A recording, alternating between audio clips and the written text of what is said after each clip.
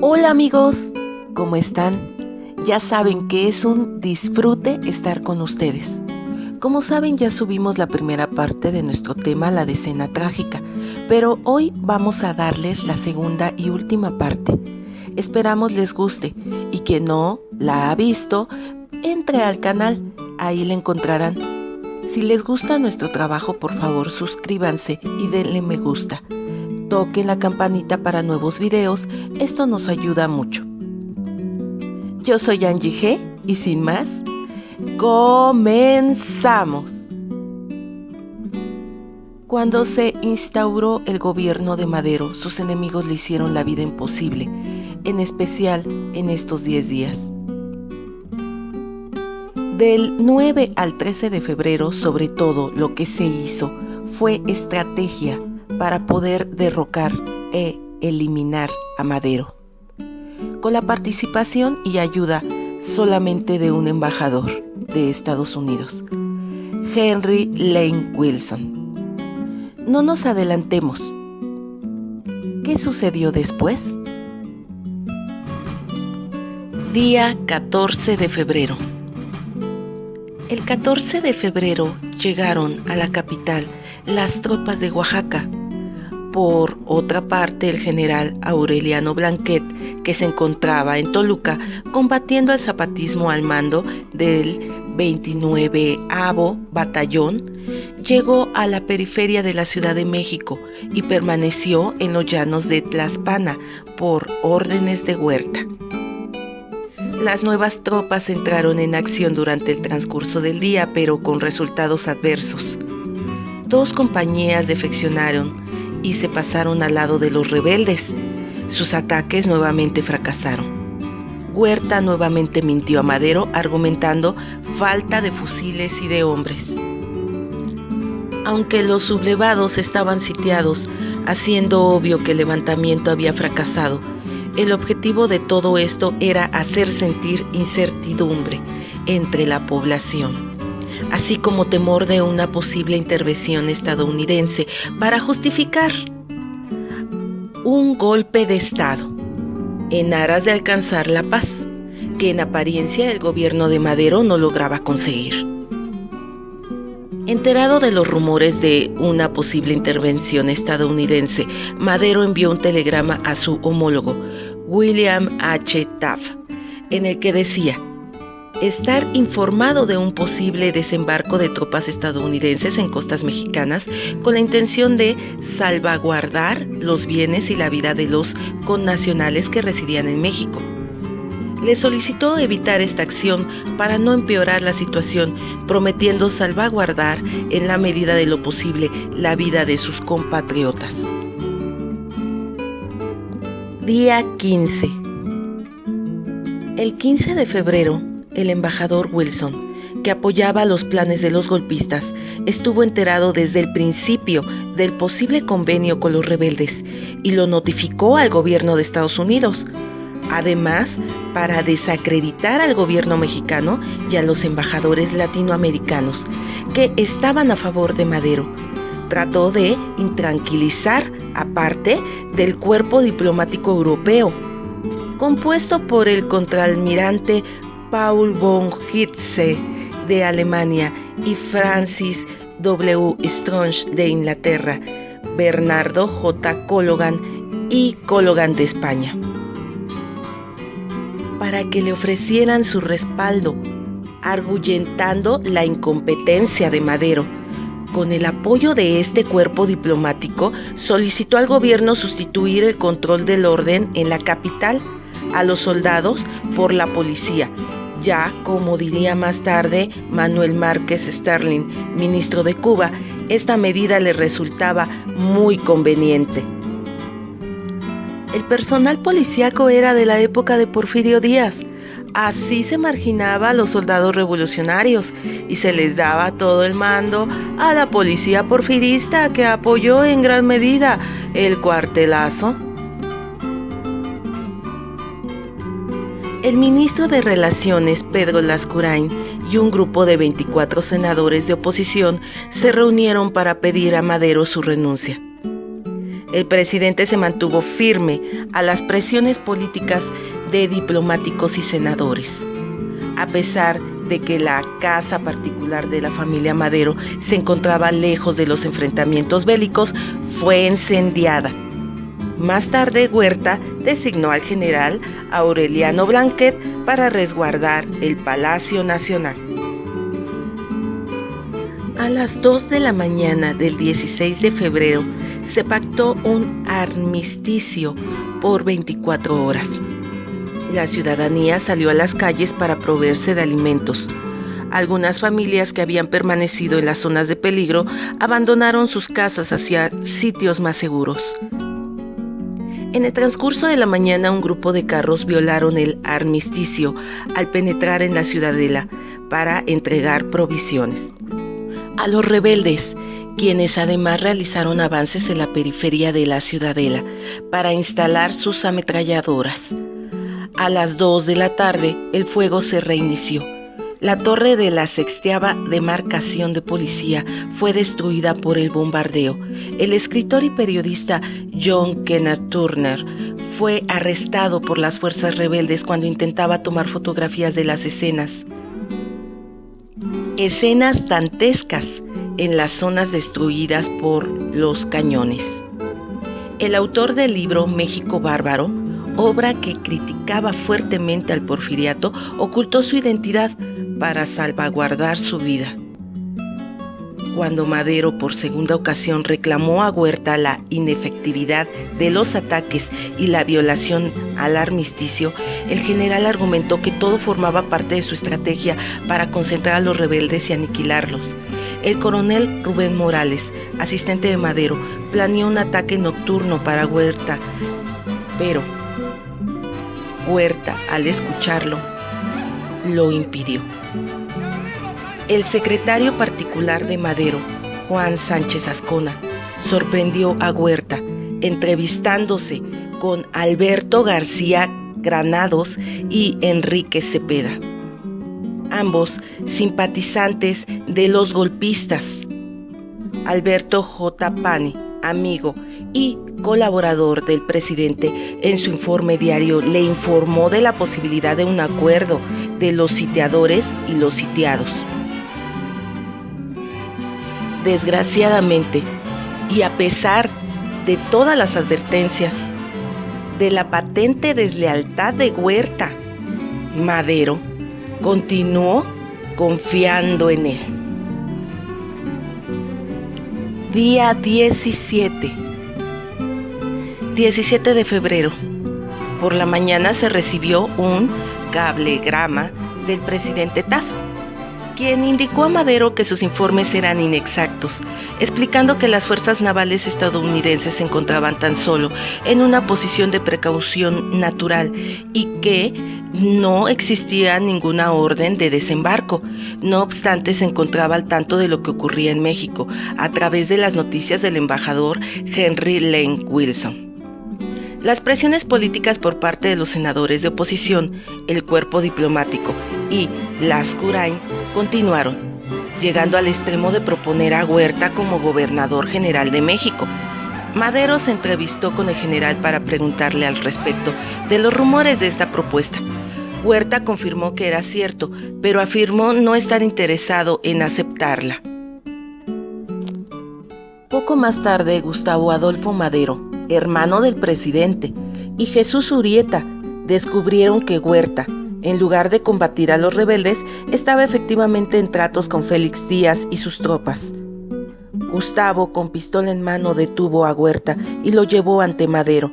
Frente al presidente, Huerta negó ser partícipe de la conspiración y se comprometió a capturar a los rebeldes en 24 horas. Sin tomar en cuenta que Huerta había tenido relaciones con Díaz y Reyes en la época del porfiriato, y de los rumores de que intentaría derribar al gobierno. Madero lo liberó, grave error, y le concedió 24 horas que solicitó para comprobar su lealtad. Prometo a usted, señor presidente, que mañana todo habrá terminado. Victoriano Huerta. El presidente le creyó a Huerta y para que limara asperezas con su hermano, persuadió a ambos para que se reunieran al día siguiente. Henry Lane Wilson visitó la Ciudadela para continuar su labor de mediación entre Huerta y Díaz. Cuando el embajador se encontró con el escritor John Kenneth Turner, le pidió sincerarse con sus captores.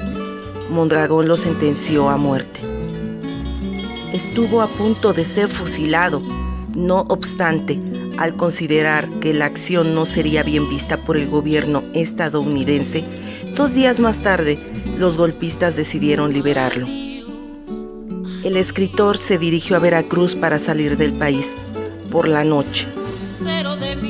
Alfredo Robles Domínguez, antiguo militante del maderismo, que se había distanciado del presidente, visitó Palacio Nacional para dar parte de la confabulación de Huerta con Félix Díaz. Madero refutó el informe. Día 18 de febrero. En este día se definió el golpe de Estado en 3 escenarios. El presidente y el vicepresidente fueron arrestados en Palacio Nacional. Gustavo Amadero fue hecho prisionero en el restaurante Gambrinus y se negoció un pacto con los golpistas mediante la intervención de Henry Lane Wilson en la Embajada de Estados Unidos. En Palacio Nacional, el general Aureliano Blanquet dio las órdenes de arresto contra Madero al coronel Teodoro Jiménez Riverol, quien en compañía del mayor Pedro Izquierdo, Enrique Cepeda y un grupo de soldados irrumpió una reunión que celebraba el presidente. Durante los momentos de forcejeo y confusión se intercambiaron disparos. Marcos Hernández cayó muerto al interponer su cuerpo para salvar la vida al presidente. El capitán Gustavo Garmendia disparó su arma, matando al coronel Riverol y al mayor Izquierdo. Cepeda fue herido, pero logró escapar. Acto seguido, el presidente y una pequeña comitiva bajaron las escaleras para hablar con el resto de la tropa en el patio. Fue entonces cuando el general Aureliano Blanquet personalmente lo hizo prisionero. A pesar del reclamo de Madero, quien lo llamó traidor, la detención de Madero y Pino Suárez se llevó a cabo. Juan Sánchez Azcona, Jesús Urrieta y el capitán Garmendia lograron escapar. No así Adolfo Basso, quien también fue hecho prisionero. En el restaurante Gambrinus, a la 1:50 p.m., Gustavo A. Madero, quien se había reunido con el general Huerta para almorzar, fue sorpresivamente aprehendido por 25 guardabosques. Una vez que Huerta confirmó el éxito de las acciones perpetradas en Palacio, convocó al general Felipe Ángeles para darle órdenes. Una vez que éste se reportó, Huerta le ofreció asumir la dirección del colegio militar o acompañar a Madero al exilio a Cuba, para luego regresar y dirigir la institución. Ángeles se inclinó por la segunda opción, no obstante fue hecho prisionero por Blanquet. Mientras tanto, Enrique Cepeda se entrevistó por el embajador Henry Lane Wilson para informarle lo ocurrido en Palacio y en el restaurante Gambrinus. El embajador había notificado al presidente Taft y al Departamento de Estados Unidos. Claro, al Departamento de Estado, que los rebeldes habían aprehendido a Madero y Pino Suárez 1 hora y media antes de que estos hechos ocurriesen. En la Ciudadela. El informe de las detenciones fue recibido con muestras de júbilo. Los que apoyaban esto recorrieron las calles de la ciudad esparciendo la noticia y gritando ¡Vivas a Félix Díaz! Un grupo de ellos se dirigió a las instalaciones del periódico maderista Nueva Era para incendiarlas. A las 9:30 de la noche, Henry Lane Wilson convocó a parte del cuerpo diplomático y recibió en la Embajada de los Estados Unidos a los golpistas. Por una parte llegó Victoriano Huerta acompañado de Enrique Cepeda y el general Joaquín Mas Flores. Y por otro, Félix Díaz acompañado del general Fidencio Hernández y Rodolfo Reyes. Fue este último el encargado de redactar el pacto de la embajada, que se dio a conocer de manera oficial como Pacto de la Ciudadela. el cual establecía desconocer al gobierno de Madero y Pino Suárez y establecer un gobierno provisional al mando de Victoriano Huerta con un gabinete conformado por reyistas y felicistas. Félix Díaz declinó formar parte del gabinete para prepararse con su partido con miras a la futura elección presidencial, la cual hipotéticamente lo favorecía. A partir de ese momento se dieron por terminadas las acciones bélicas, fue firmado un manifiesto por el cual se garantizaban las libertades y orden para nacionales y extranjeros, consolidándose así la paz nacional. Poco a poco Aureliano Blanquet fue ascendido a general de división. Los padres de Madero, sus hermanas solteras y su esposa, Sara Pérez Romero, pidieron asilo en la embajada japonesa, lugar en donde pasaron esa noche. Día 19. El 19 de febrero, los festejos en la Ciudadela continuaron hasta el amanecer del día 19. Al calor de la borrachera, los soldados exigieron a Félix Díaz la entrega de los hermanos Madero. Huerta se opuso, pues necesitaba la renuncia oficial del presidente para dar legalidad a la usurpación. A cambio, les entregó a Gustavo Amadero y a Adolfo Basó. Los prisioneros fueron conducidos por Joaquín Mas y Luis Fuentes ante la presencia de Mondragón, quien, en venganza por las muertes de Reyes y Ruiz, ordenó su muerte. Debido a las arengas que Cecilio Ocón dirigió a la soldadesca al filo de las 2 de la mañana, Gustavo fue cruelmente martirizado. En las afueras de la Ciudadela le arrancaron el único ojo que tenía, dejándolo ciego.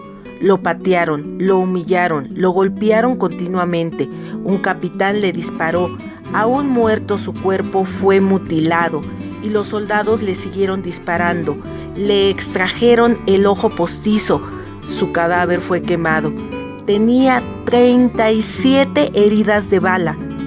Acto seguido, Adolfo Basó fue fusilado. Él mismo dio las órdenes al pelotón de fusilamiento. Antes del amanecer, en el mismo lugar, fue asesinado el periodista y jefe político de Tacubaya, Manuel Oviedo, con quien Mondragón tenía viejas rencillas. A mediodía, los embajadores de Cuba y España recibieron instrucciones específicas que era el no reconocer al nuevo gobierno. El embajador Manuel Márquez Sterling, preocupado por las vidas de Madero y Pino Suárez, les ofreció asilo político en La Habana. Su gobierno había dispuesto el crucero Cuba en Veracruz para tal fin. Huerta aseguró que respetaría sus vidas si firmaban sus renuncias y aceptaban el ofrecimiento cubano. Pedro Lascurain pidió a Huerta garantías de su palabra de respetar a los presos, y con una imagen de la Virgen de Guadalupe, que dijo le había dado su madre desde su infancia y que conservaba desde entonces. Juró por esa imagen a Lascurain que cumpliría con su palabra. Poco después, una comisión de diputados se presentó ante Francisco I. Madero y Pino Suárez para solicitar sus renuncias con los mismos términos. Bajo estas garantías y condiciones, firmaron sus renuncias. Ciudadanos, secretarios de la Honorable Cámara de Diputados, en vista de los acontecimientos que se han desarrollado de ayer acá en la nación y para mayor tranquilidad de ella, hacemos formal renuncia de nuestros cargos de presidente y vicepresidente, respectivamente, para los términos en los que fuimos elegidos. Protestamos lo necesario. México, 19 de febrero de 1913. Francisco I. Madero y José María Pino Suárez. Pedro Lascurain presentó las renuncias ante el Congreso, que se encontraba reunido en sesión extraordinaria para conseguir el quórum necesario. se requirió la presencia de varios diputados suplentes. El documento fue sometido a votación. Se aprobó la renuncia de Pino Suárez con 119 votos a favor, firmando en contra los diputados Alarcón, Escudero, Hurtado Espinosa, Méndez, Morales, Luis de Navarro, Ortega y Rojas. La renuncia de Madero fue aprobada por 123 votos a favor. Se opusieron Alarcón, Escudero, Hurtado Espinosa, Pérez y Rojas. El dictamen fue aprobado por J.R. Aspe, Manuel Padilla, Manuel F. de la Hoz, José Mariano Pontón y José María de la Garza. De acuerdo con la Constitución, Pedro Lascurain asumió la presidencia interina de la República. Su única gestión fue nombrar a Victoriano Huerta como secretario de Gobernación. Aprobado el trámite, renunció a su cargo. Su mandato duró 45 minutos. Sí, amigos, pero fueron los que decidieron el futuro de nuestro país en ese momento. Ha sido el más corto de la historia de México. De esta forma se cubrió con un manto de legalidad el golpe de Estado. De esta fecha al día 21 de febrero, de nada sirvieron las gestiones de sus familiares, amigos y de los ministros de Cuba, Chile y Japón.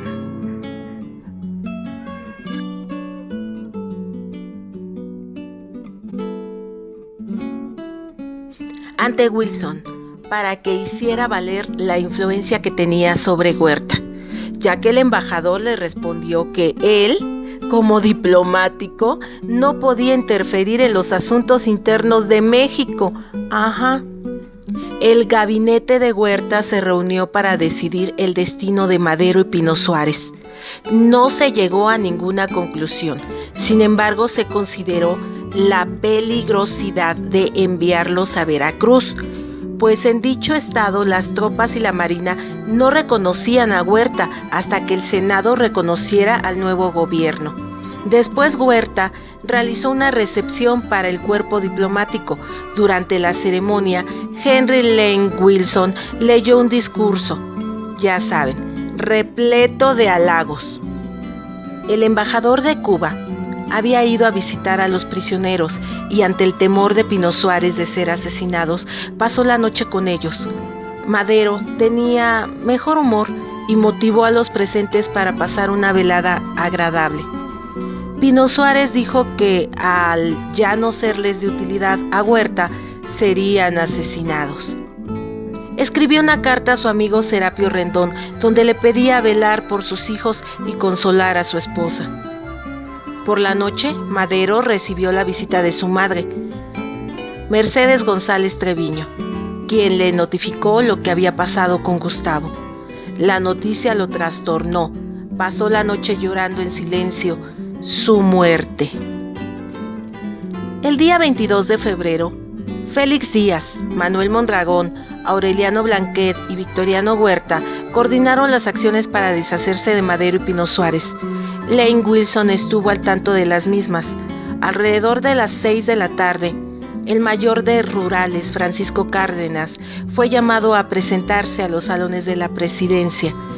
Se entrevistó con el general Blanquet, quien le comentó que el país lo necesitaba para un gran servicio.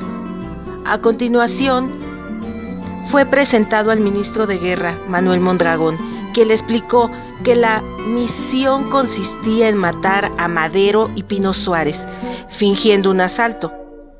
Cárdenas aceptó, pero solicitó escuchar la confirmación por parte de Huerta.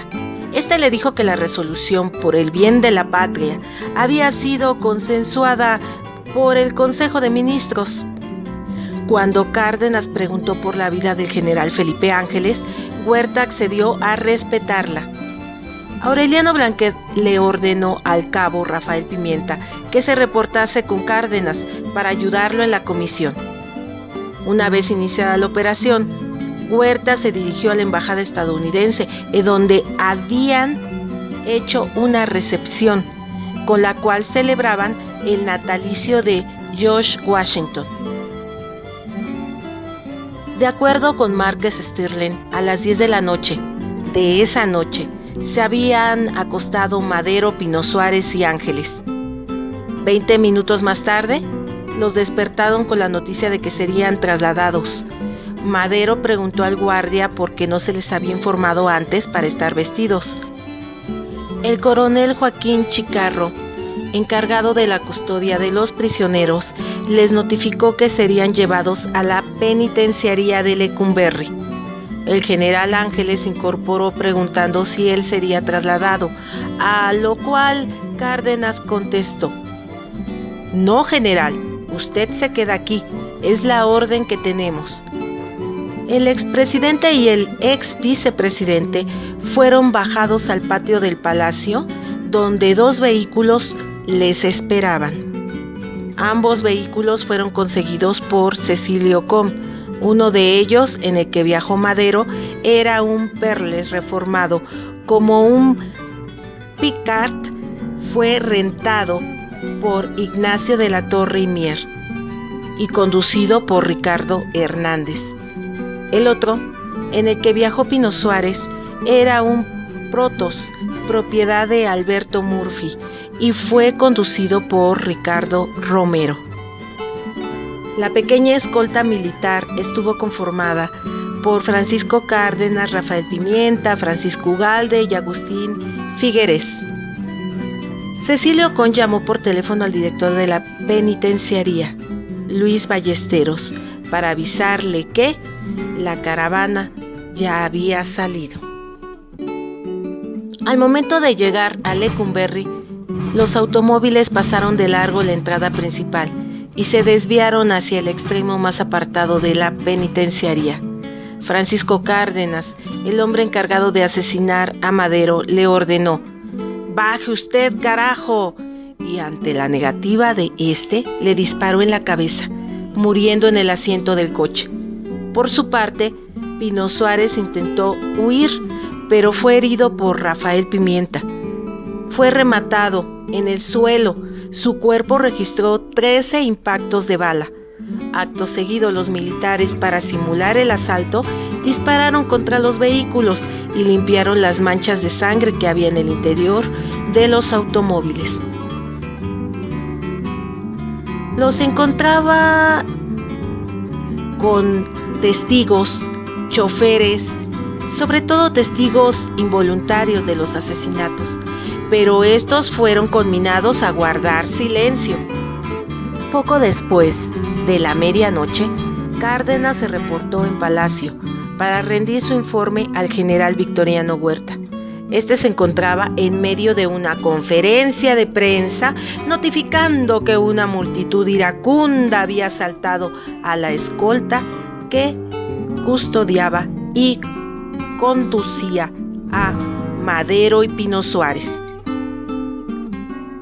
Desgraciadamente, tenemos mucho más de qué hablar referente a la decena trágica y a los asesinatos de Madero y Pino Suárez. Obviamente un golpe de estado, un asesinato atroz para estos 2 personajes que hicieron un cambio en la vida histórica de nuestro país. Huerta, Mondragón y de la Barra informaron a la prensa que se realizaría una investigación para esclarecer los hechos. Una vez hecha esta declaración, Mondragón pagó a los asesinos la cantidad de 18,000 pesos. Así es, amigos. Eso fue lo que valía la vida de Madero y Pino Suárez. Bueno, amigos, por el momento eso es todo. Esperemos que les guste, y si es así, por favor, compartan, también denle me gusta y suscríbanse, tóquenle a la campanita para nuevos videos. Por favor, recomiéndenos, eso nos ayuda mucho. Gracias por todo y estamos aquí de nuevo en otro video, en otra ocasión, claro, en México a través de su historia. Nos vemos.